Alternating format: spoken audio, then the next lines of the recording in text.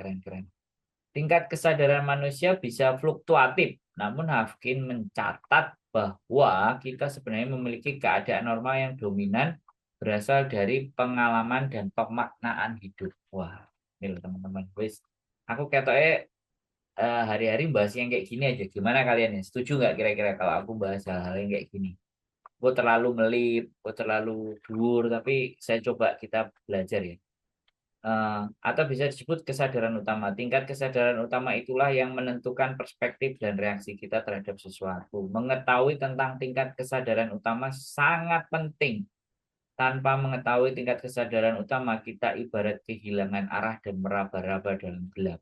Skala Hawking dapat membantu kita mengidentifikasi ada di mana tingkatan kesadaran kita, lalu kemudian membuat rencana pengembangan diri yang mudah dan bisa ditindaklanjuti.